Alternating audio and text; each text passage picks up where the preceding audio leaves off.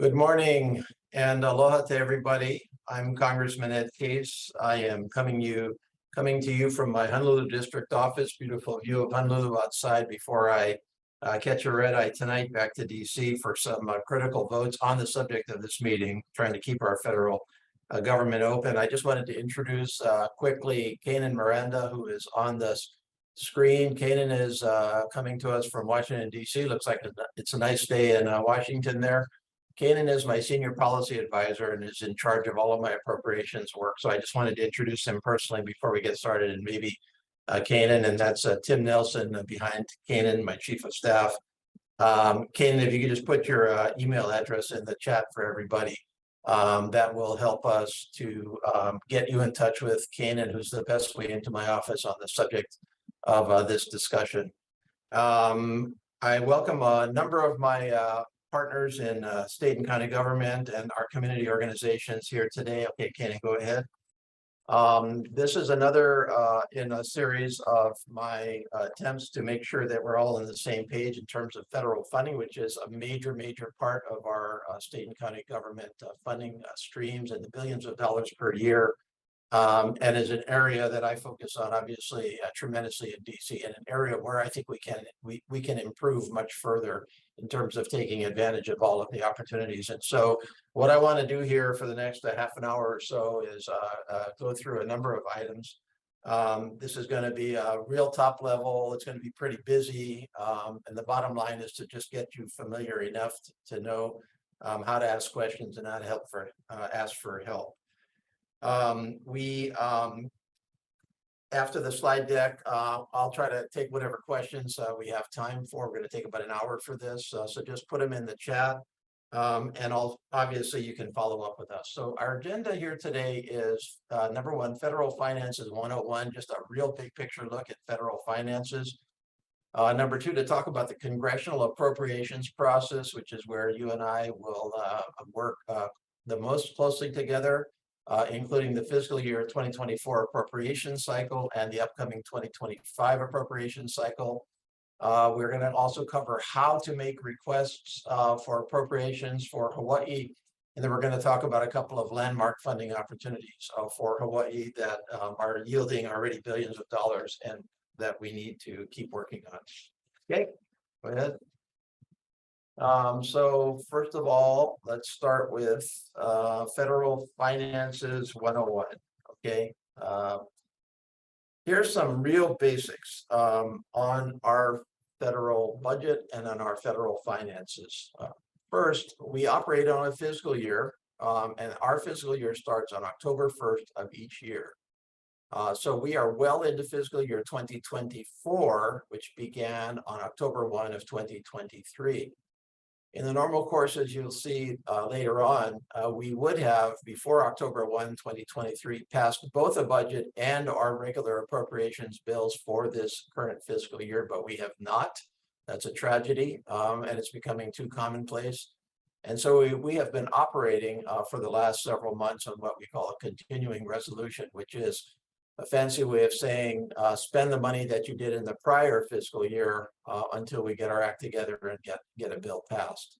And so that's what we're doing right now. We're operating on continuing resolutions that expire, some of them at the end of this week, which is why the necessity to go back to Washington to keep our government open and operating. But also because we're in the normal appropriation cycle already for upcoming fiscal year 2025, we are working on 2025 as we speak. And so this is where we are right now. We usually work on a two-stage process, which is to pass a budget first, and then the specific appropriations bills. But the reality is that Congress has not been able to pass budgets over the last several years, and we've been kind of cutting straight to appropriations. Okay. Now, the federal budget overall is really no different in concept from any of our budgets, whether it be our personal budget, our business budget, or our state and county government budgets. Revenues come in from taxes and fees and other revenue sources, and expenses are spent to fund our federal government programs. The biggest difference between the federal budget and our state and county government budgets is that in the case of the federal government, we can and do borrow to cover deficits between revenues and expenses. So we do that by selling general bonds, bills, treasury inflated securities. And as you know, Hawaii generally functions under balanced budgets, which I think is far preferable to the federal system, but that's the reality. Okay. Thus far in fiscal year 2024, this is a pretty busy slide, but what we see here is that as of January of this year in the current fiscal year 2024, so the fiscal year that started on October 1st of 2023, we have collected about $1.1 trillion in revenue, and we have spent about $1.6 trillion of expenses. And so thus we have run already this year a significant budget deficit, and you can see that by the lines departing on the chart. Go ahead. And so this 510 billion in this current fiscal year is referred to as deficit spending. The accumulation of deficit spending from year to year is what equals the national debt. And in recent years, we have been running deficits annually of $1 trillion plus, and our national debt is now at $34 trillion. And that is obviously a huge number, which is indicated on the next couple of slides. We split our spending, our federal government spending, into two categories. Mandatory spending, which is spending that is automatic from year to year. It doesn't really depend on the appropriations, the annual appropriations process. The primary areas of mandatory spending are Social Security and Medicare, which are federal programs for which we collect revenues and make expenses. And that spending goes on from year to year, regardless of what Congress does for the most part. Discretionary spending is the rest of our federal spending, and that discretionary spending is what we focus on in the appropriations process, and we do that every year. We do not in Congress have a 2-year budget. We have a 1-year budget. We obviously have assumptions as to what will continue from year to year. But unless Congress passes an appropriations bill or continues funding under a continuing resolution, spending, which is what most of us think about, does not continue automatically from year to year.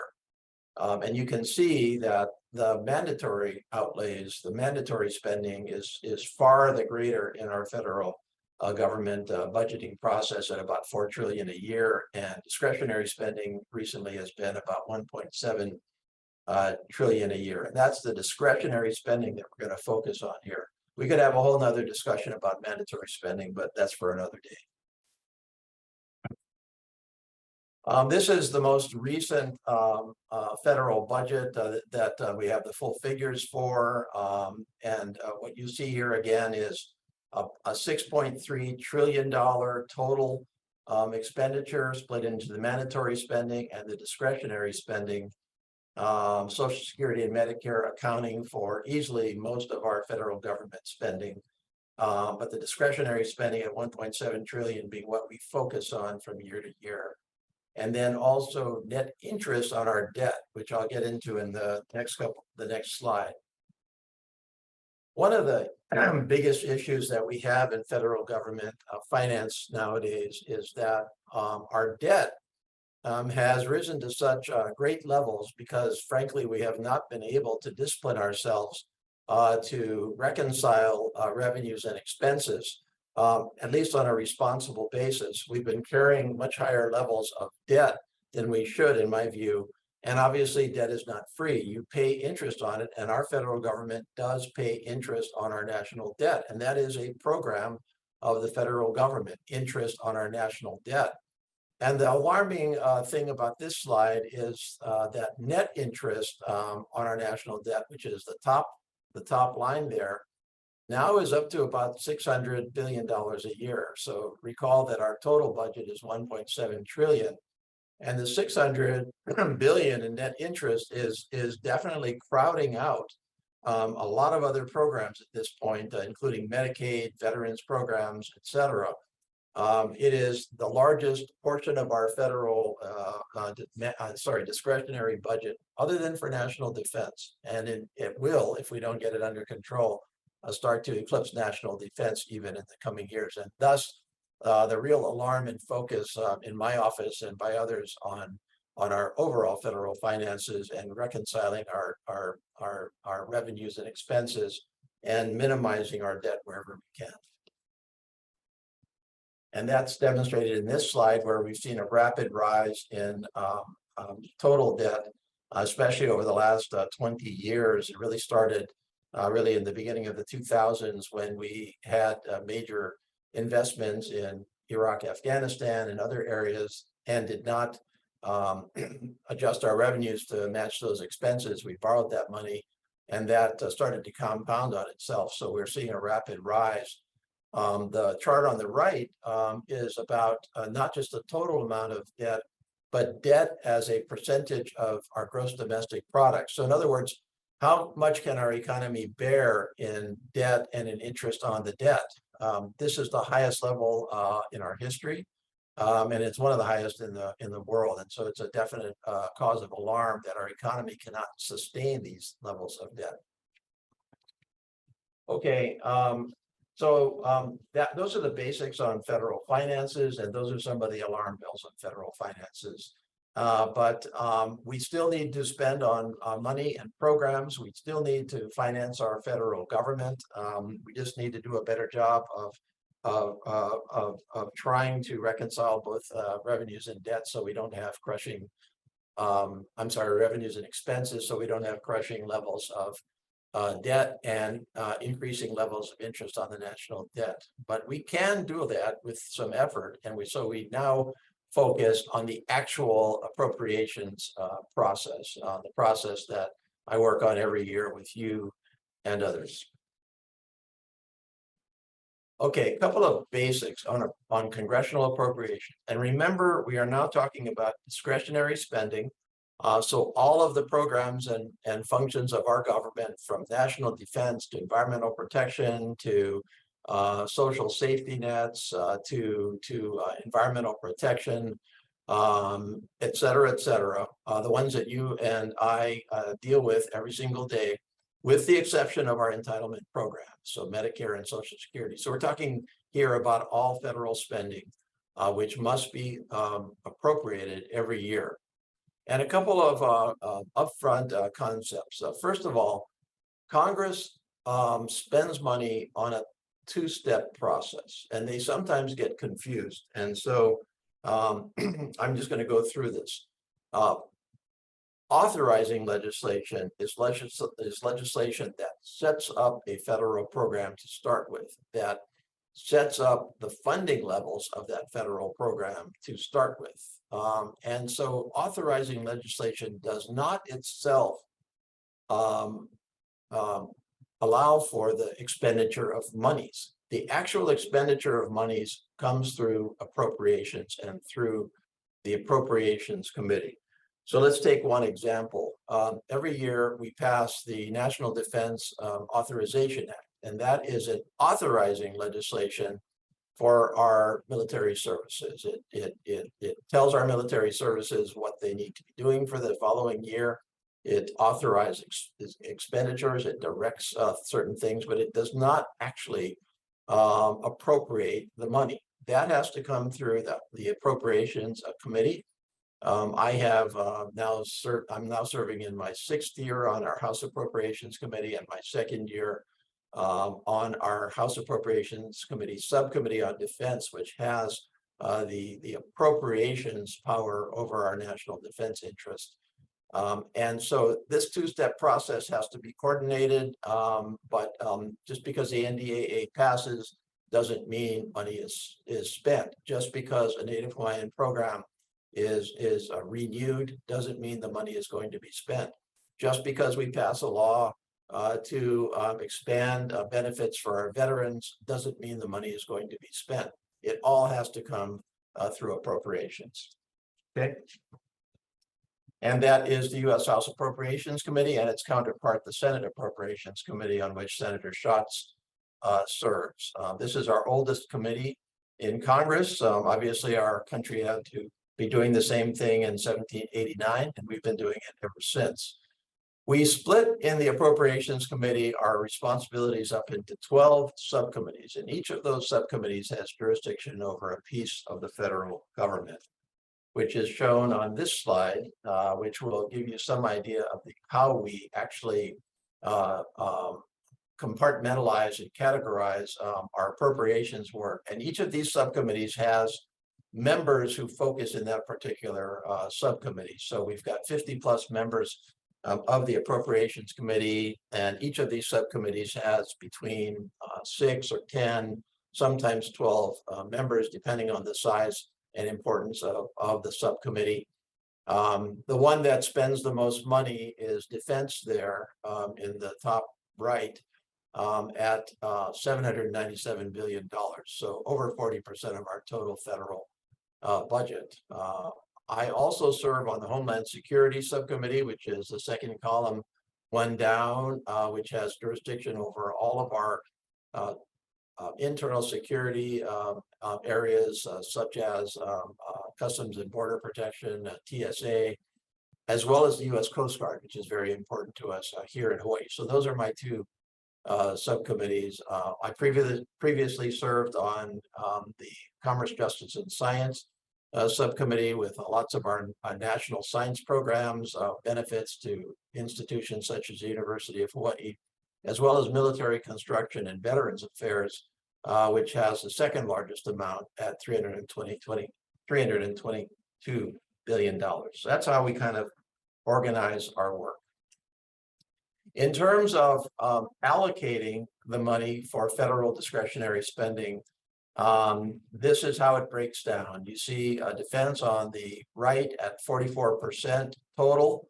And then the second largest would be military construction and veterans affairs, which has all of our multi-billions of dollars of military construction that is underway and obligated and foreseen here in Hawaii. I just went to the anchoring ceremony for the Pearl Harbor Naval Shipyard Dry Dock 5 just last weekend with all of our congressional delegation, the largest project in the Navy's history, to some odd $1 billion of investment here in Hawaii that comes out of that subcommittee. We also fund all of our veterans benefits out of that subcommittee. And then number 3 would be labor, health, human services, and education at about 12%. So what's obvious here is that we are spending a lot of money on national defense. And we are also, of course, having a major debate in Congress over the allocations between defense and non-defense, because we have clear defense needs around the world, and yet we have incredible non-defense needs, not only around the world with things like military construction, but obviously with our own country. And one could easily argue that any one of these non-defense areas deserves a larger share of the pie. And yet the pie has to equal 100% at the end of the day. So that's the challenge that we have. This is just an overview of the appropriations process, a pretty busy slide, but essentially what it says is that in an ideal world, we start with a budget request for the upcoming fiscal year from the president. So the president's proposed budget, and we would normally pass a budget resolution, which would be our budget. And once we completed that budget, then and only then would we start into the appropriations process, because we would have had the guidance already from the budget to know where to spend appropriations. Now, the problem in Congress, as I've already talked about, is that this has been a dysfunctional process for some years now, and we have not passed an actual budget for several years, which I think is too bad. I think budgets help to guide the appropriations process, but in lieu of an actual budget, the appropriations committees have gone straight into the annual appropriations process. And of course, in the process of doing that, have effectively applied our own budget because at the end of the day, we are going to split the money up in some way, and that does represent the actual budget for the year.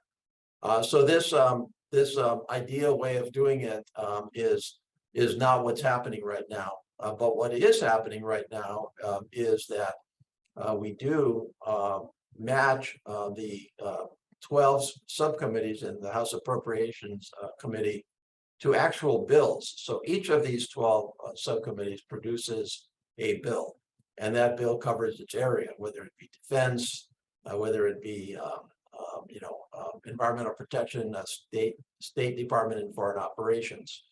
And ideally, we would pass all of those bills along before the fiscal year started. Again, House has to pass them, Senate has to pass them. Senate and House have to agree with each other on a final version, and the president has to sign. That process is the ideal way to do it. Of late, we have been combining these bills and passing them together. We call that an omnibus because it includes a lot of bills, or sometimes referred to as a minibus, which is a few of the bills, but not all of them.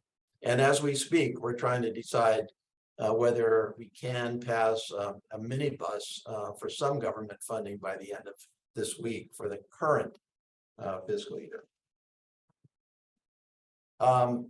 This is the timeline from year to year that I follow, and that for the most part our House Appropriations Committee follows in preparing for the upcoming appropriations year, the upcoming fiscal year. At the far left, and here we're talking about fiscal year 2025, so the year that starts October 1st of this year. And so this appropriations process starts way before October 1st in my office. It usually starts at the end of the prior year, in the second quarter of the prior year. Sometimes, as is the case right now, before we even complete the prior fiscal year appropriations, but we still got to get going on it. And so usually at the end of a prior year, as I get ready for the next year, I start to provide outreach letters. Many of you may have received outreach letters from my office saying, okay, the next fiscal year is coming up. What are you concerned about? What do you want? And so in this particular time frame, which is we're following right now, back in December, we started to collect and organize requests from you and others for fiscal year 2025. And then come about February or March, in this case, March, the president will give us his proposed budget. And then there will come a deadline in early March to mid-March when I will need to hear from you as to what your requests are. And that's driven by the fact that I have to put my own requests into our House Appropriations Committee by usually the end of March or early April. And so I obviously need to get your requests before I do that. Just because I get your request doesn't mean they're in final shape. So we got to work with you to get them into final shape. I have to make my own decisions about priorities. And eventually we put our request into appropriations. And then the House Appropriations Committee in our subcommittees starts to work on what we call marking up our appropriations bills, put them into final form. That's usually around May. Usually in June and July, the House is passing those appropriations bills. The Senate is doing the same. So everything I've said also matches what the Senate is doing. And then in an ideal world, which, like I've already said, we haven't been able to follow, the appropriations process is finished by September 30th of the year, because the new fiscal year starts on October 1. Now, I don't know if that's going to happen this year. We haven't been able to pull it off the last couple of years, so I'm not particularly optimistic. But what does hold is my own office's internal process for getting requests, for working with you on areas to ask for, and my own submissions to the House Appropriations Committee. And our Appropriations Committee has already scheduled meetings to start into this process. Okay, so let's get into now how to work with me to submit appropriations requests for Hawaii. How do you work with me to ask for money that will help you with what you need to be doing. There are three kinds of requests, three categories of requests. These are requests that I make to the Appropriations Committee, and that we try to work with you so that you make them to me, so that you understand the differences between these types of requests as you think about how we can help you. So the first one is programmatic. So go ahead. These are programmatic, language, and community project funding. So number one, programmatic. Programmatic basically asks me, and I ask the Appropriations Committee to fund a particular federal program. I'm not asking the committee to fund necessarily to fund a Hawaii specific project, because most federal programs are not specific to one particular project. They're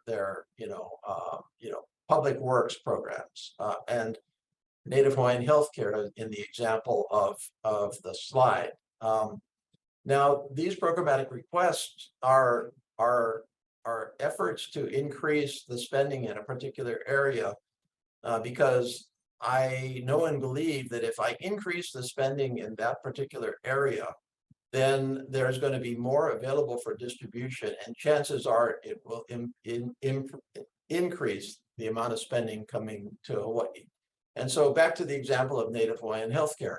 I know that if I increase the Native Hawaiian healthcare program every year, which every year we try to do, we protect that program.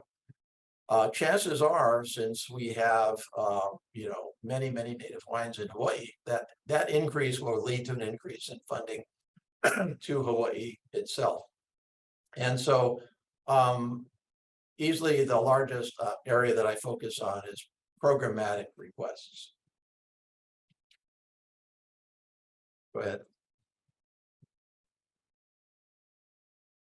Language requests are an often overlooked request. And in a language request, I'm not asking specifically for federal funding, but I am trying to include directions to the federal government as to how to spend its money that will forward a goal that we have. This is sometimes called report language. It can be a directive from Congress. It can be a strong suggestion from Congress, because remember that appropriations is not only about money; it's about how it's spent, where it's spent, and it's an oversight mechanism. And so the federal government administrative agencies are always very attentive to the Appropriations Committee and to requests for language, and of course they have to comply with directives. And so language is an interesting way to, a very valuable way to get to the end result, which is greater federal help for our needs. Sometimes I play a very long game with language. I will, for example, ask or mandate, more accurately, a report on a particular issue. Like please investigate and report on, why we are not able to, I don't know what the word, a good example would be, but going back to the Coast Guard, investigate the Coast Guard's outreach in the Pacific Islands and their coverage of the nearshore waters in Hawaii. Now, that's not a request for funding, but the answer comes back, we need to invest more in that area. Then the next year I'm going to ask for money. And so I sometimes set up issues for future funding by language requests. And so this is a valuable tool that you should think about as well. The final area is called community project funding. These are specific congressional directives to spend money on a specific project. We don't use the word earmark anymore, but that's what they compare to from the old days. They're very carefully monitored because earmarks were very much abused in the old days. There was lots of benefits to them to places like Hawaii. but there were also a lot of abuses. And so we did away with earmarks for 10+ years. A couple of years ago, we all decided within a very narrow area and under very specific constraints, we would allow members of Congress to do community project funding to specific projects. And I have absolutely no problem with this area of funding because, in all honesty, I feel like I know my district pretty well. And if I can try to get to needs that are not being met otherwise, which is one of my criteria, then why shouldn't I be able to, as the member of Congress, try to target specific needs that would have a hard time getting federal funding otherwise? But there are some very specific rules. They sometimes, if not most times, require matching funds from the state and county government. Pretty favorable most of the time, but still, they're not free. There are very strict limits on what programs are open. So, for example, I would love to be able to help, looking out my window, I'd love to help Iolani Palace with some of its historical restoration and preservation projects. And that would normally be possible if I was able to provide community project funding to the fund that funds our museums throughout our country. But for political purposes, that particular program is not open for me to do community project funding. So it does depend on whether the program is open for me to CPF or not. I also have a very strict limit on how many CPFs I can request every year, and there's no guarantees of approval. Although I'm proud to say that we have one of the highest rates of CPF approvals in the entire Congress, and that's because we're very careful about what we vet and what we submit. So by the time we submit something, it's a solid project. But it does mean I have to choose. Some of the examples of past CPFs that I've gotten are in some areas. This was from fiscal year 2023. Some Hawaii State Energy Office CPS. This helps some of their clean energy development for the City and County of Honolulu Fire Department. They were having a lot of trouble getting some of their fire station doors hardened and up to speed. We CPF'd that.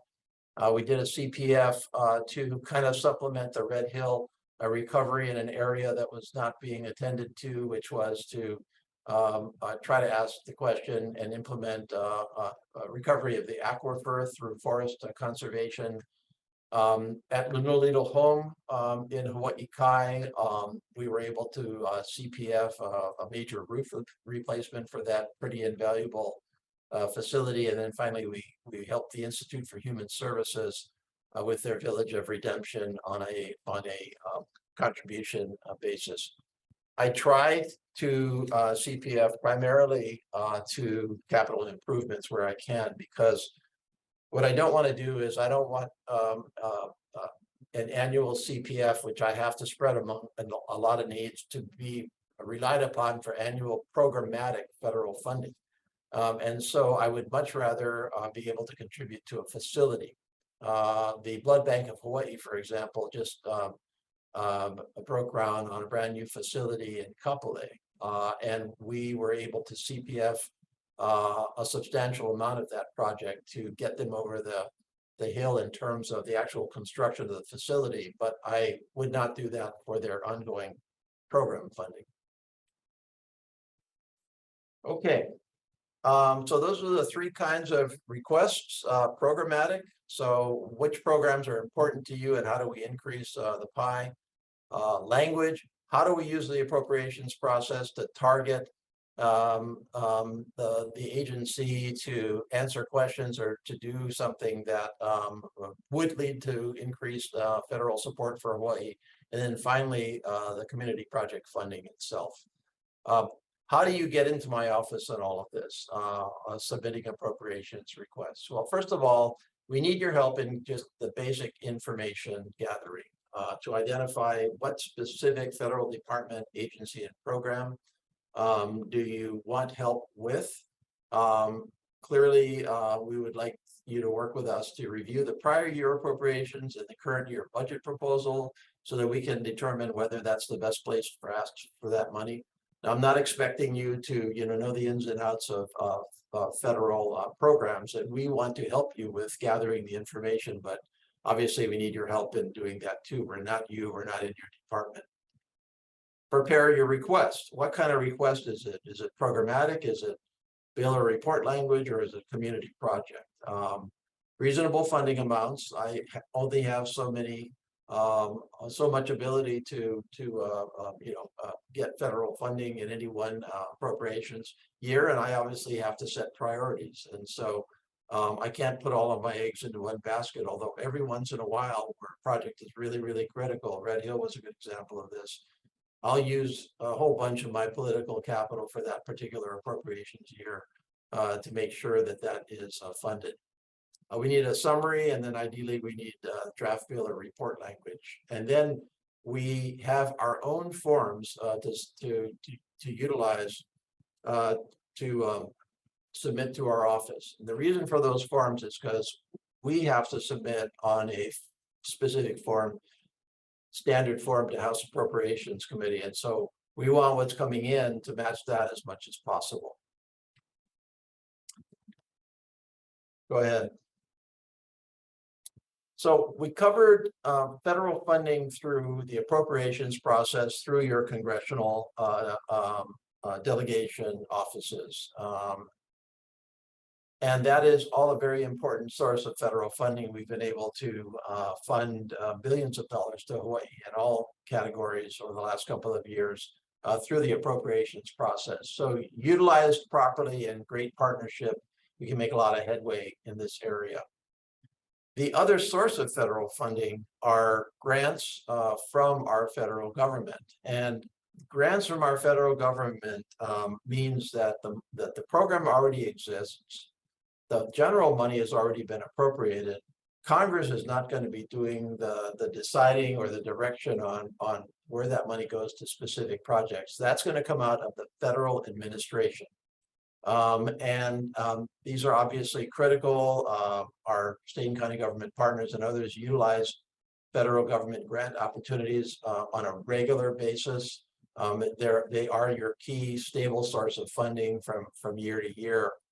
But we can do a lot better job of getting federal funding from grants. There's two kinds of grants. Number one are formula grants. These are grants that happen pretty automatically as long as the program exists and as long as the money has been appropriated to the particular program. They happen to predetermined recipients, usually our state and local governments, but not exclusively. The funding levels are already set, and how much money any one jurisdiction, any one grantee gets is determined by a formula. So very simplistically, think Department of Transportation highway funds. Formula is how many miles of federal highways do you actually have in your state? And then just take that. Now, the formula is a lot more complicated than that, but just to give you an example, a formula grants, you can't overlook them because sometimes the formula itself is not a very good formula. I've had situations where in my office we've tried to change, and in some cases change the formula because the way it was applied to Hawaii was unfair. But the real area that we can improve is in competitive grants. And these are grants where the federal administrative bodies, not Congress, make a determination based on merit among applicants for those grants. Sometimes we sell ourselves short on the merits of our grants, and we assume that we can't get them, and so therefore we don't even try. But we've been very, very successful at competitive grants on a merit-based selection process in many different areas. And so this is really one of the top messages that I want to kind of convey to you this morning, is that this is an area that we all need to work on better together to maximize federal funding. Some basics, you obviously have to understand the grant criteria so that you make your application competitive. How do you distinguish yourself from other states, from other applicants? We in our Hawaii congressional delegation try to work with you very closely on competitive grant applications to identify them, to get them into shape to apply, and then it would be routine for us to write a letter of support for your competitive grant application, assuming, of course, we agree with it, and it's a good, solid application. But usually by the time we get around to that, we've been through kind of the ringer with you, and we've worked it out so that we're comfortable with what you're doing. The grant cycle is pretty routine. It starts with a pre-award phase where essentially we identify what the grant possibilities are and make the application for the grant through grants.gov. And then the award period, when basically the agency is figuring out who gets the award and awards the award. And then finally, the post-award, which is the actual implementation of the program, and obviously very important to fulfill all of the award requirements, because number one, that's a condition of the federal funding, and number two, federal agencies do look at the applicant's capacity and history of complying with prior grant application award conditions. Where do you find these federal grant opportunities? This is pretty basic stuff. Grants.gov is the one-stop shop for all federal grants. You can also find them just by looking around and talking to your friends and colleagues and partners in state government. They are getting grants. There are very specific websites for some of the major infrastructure plans, which I will get into shortly. And then finally, talk with your federal partners. We have many federal agencies that are headquartered here, that have presence here, and we can also make connections for you with federal agencies to talk through grant possibilities. How can we help in this office? Number one, just help you by identifying grant opportunities themselves. And we try to do this in a number of different ways. You can check out my website at case.house.gov, or you can call Canaan or the other people in my office that you may already be working with on a particular legislative issue. I also try to co-host workshops with some of our federal grant-making agencies from time to time. We also, as I mentioned, write letters of support for grant applications. And then finally, we try to highlight successful grants and projects by visiting them in progress or after the fact, so that we can recognize the good grant success that you have achieved, or recognize your own work, or try to set up some other grants. Okay, now I want to talk about a couple of opportunities that are truly generational. And we've talked about these for a few years, but it's important for us to emphasize these landmark funding opportunities that passed out of Congress a couple of years ago in the area of infrastructure. The first we refer to as the Infrastructure Investment and Jobs Act, or often referred to as the Bipartisan Infrastructure Plan. This was a $1.2 trillion reinvestment in our nation's infrastructure, through roads, bridges, broadband, and much more over 5 years. And so we're getting into the 5-year period, and this money is flowing right now. I just spent last week with the Transportation Secretary, Pete Buttigieg, here in Hawaii, who is here to review major projects already funded, already underway at our airports, at Honolulu Harbor, clearly helping on Maui with some of that infrastructure money. We expect here in Hawaii, if we do it right, well over $2 billion of out of cycle, over and above the normal federal infrastructure reinvestment assistance here in Hawaii.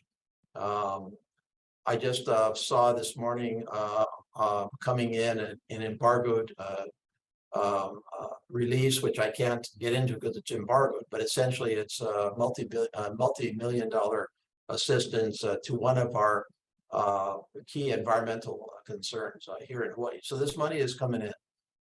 Finally, the Inflation Reduction Act, which was the largest ever climate and sustainable energy reinvestment, which is $500 billion, I'm sorry, $500 billion, so 500 billion, easily targeted towards climate change, but a very broad definition of climate change. So think shoreline resilience, port resilience to higher sea levels, flooding, anything that you could probably fit climate change under would be eligible in some way for Inflation Reduction Act investments.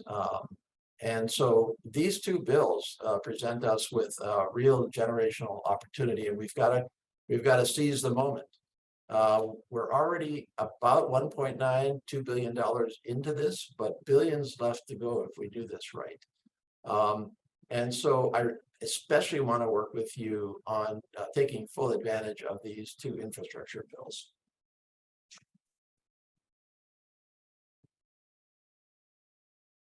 Go ahead. On my website, you will find these Inflation Reduction Act and Bipartisan Infrastructure Plan programs that we are tracking and that you can track too. You can go through this and scroll it and say, hey, is that something that might be possible for us? Under the IRA, the Inflation Reduction Act, we're tracking about 104 active programs, and there's still more that are not yet implemented. This funding is available as grants, forgivable loans, direct federal spending. So you can go again to case.house.gov, or the White House carries an online summary as well. And Kanan, if you can put that whitehouse.gov clean energy in the chat for people to check out. We're also tracking on my website funding opportunities under the bipartisan infrastructure law. A lot of this is formula funding. It's already on its way to Hawaii, as I've already talked about, but there's much more that's available in competitive grants, and we've got to do a good job of tracking them on competitive grant funding. Build.gov has a lot of that, as well as my website. So please take the time to familiarize yourself with these two bills. I want to mention one other area before we get to the recap, and that is that the incredible tragedy of Maui taught us a lot of things. But one thing it taught us for sure was that we're not where we need to be in terms of statewide wildfire risk prevention, mitigation, and response. And all of those areas are areas that our federal government can and should be assisting us with. What my office and I worked on over the last couple of months was what we refer to as our Hawaii Wildfire Prevention, Mitigation, and Response Federal Funding Guide. And this is a guide for especially our state and county government partners that identifies all of the federal and related state and county government and nonprofit agencies that are involved in one way or another with fire prevention and mitigation, wildfire prevention and mitigation, identifies 10 plus federal programs that all provide assistance in one way or the other for wildfire prevention and mitigation. And the reason I do that is to try to pull together in one place all of the people that are working on this, all the resources that are available. And a key observation that I have is that there's a lot out there, but it's not very well coordinated. And so the question here is, how can we all get ourselves better coordinated to go out there and try to maximize our federal support for making sure Maui doesn't happen again? Just to pick one example, I know we've got Honolulu Fire Department folks on. I thank you for all of your service. I was told at one point that the federal funding that goes to firefighter training is targeted, as you would expect, mostly, and equipment assistance was targeted mostly at uh, uh, urban or city fire prevention, mitigation, and response, but not so much training available and equipment for wildfire prevention and mitigation. And so clearly that's an area that we should make sure HFD is maxed out in terms of federal funding to assist with wildfire prevention and mitigation. Similarly, one thing that came out of this wildfire guide project was the capacity of our military to help us with wildfire prevention and mitigation across the state. And so that's an important part of this. And so if you're at all involved in the area of wildfire risk, please check out that guide. Tell us what your observations are, and let's work together to try to chase that federal funding so that we can actually maximize what we need to prevent another Maui. Okay, now we're ready for our recap. So this is what we've covered today in a pretty short period of time. We talked about federal finances 101. How is our federal budget put together? How does it work? The primary points there were that we have mandatory spending, which goes on pretty automatically, which is most of our federal budget. And then we have the 1.7 trillion a year currently in discretionary federal funding, which is subject to the appropriations process in the Congress every year. And that's where we need to work to maximize our federal funding opportunities. We also discussed that our federal finances are not in good shape and going in the wrong direction, and we have some tough decisions to make on both the revenue and the expense side if we're going to make sure that debt doesn't completely get away from us and interest completely start to dominate our federal budget. We then talked about the congressional appropriations process and the difference between authorizing legislation, which does not spend money, and the appropriating process through the House Appropriations Committee that I serve on, and Senator Schatz on the Senate counterpart, and how that process should work and how it's actually working in process of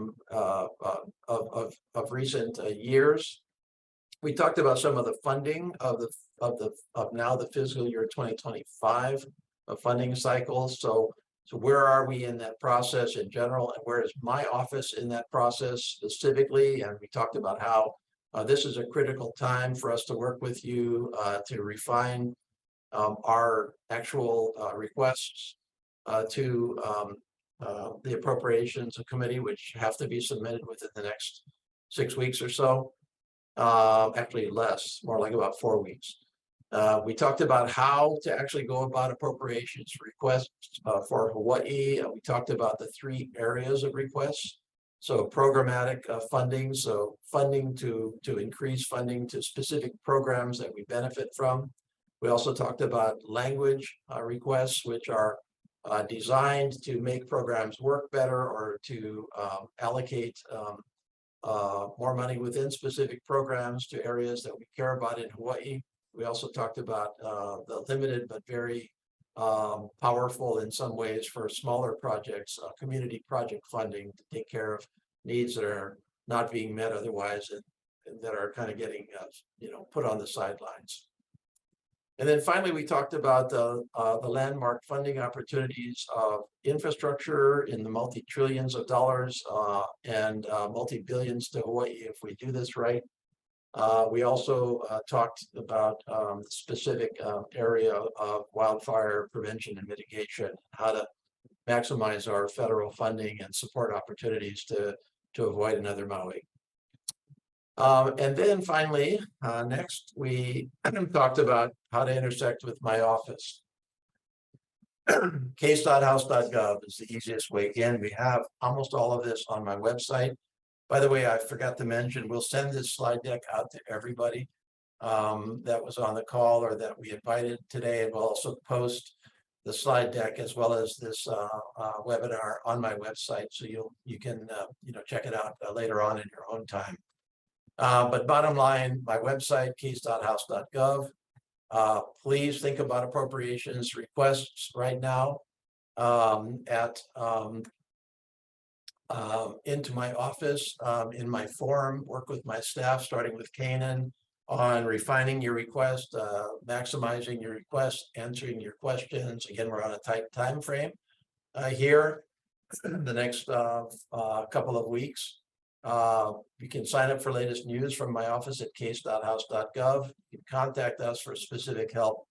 And finally, certainly on your own, you can follow the funding updates and guidance at other federal websites, to start with grants.gov for general grant opportunities. And then on the infrastructure bills, some very specific websites to track with our federal government.